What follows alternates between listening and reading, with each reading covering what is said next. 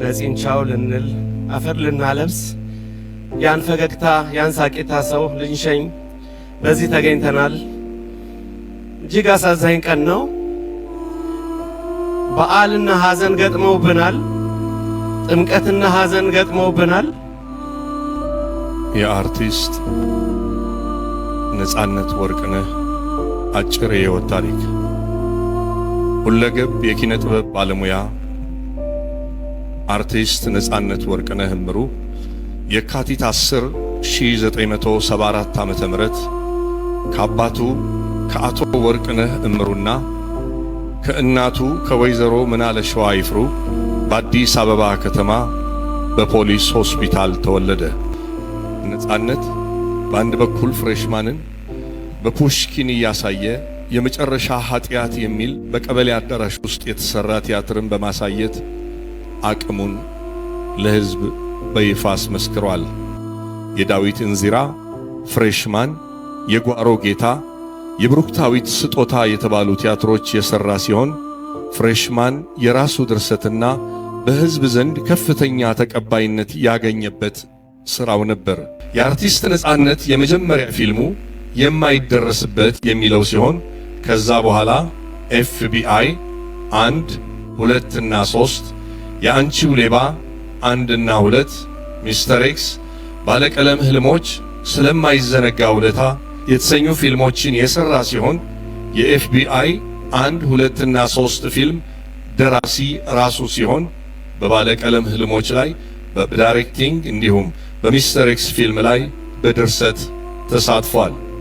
አብረውት ለሚሰሩ የኪነ ጥበብ ባለሙያዎች ልዩ ክብር ያለው ነጻነት ለሰዎች በመድረስ የሚያምን በሰዎች የደስታና የሐዘን ጊዜም ቀድሞ የሚገኝ መሆኑን የቅርብ ጓደኞቹ ይመሰክራሉ።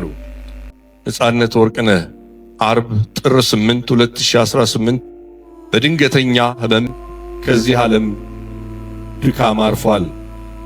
እግዚአብሔር ነፍሱን በመንግሥተ ሰማያት ያሳርፍልን።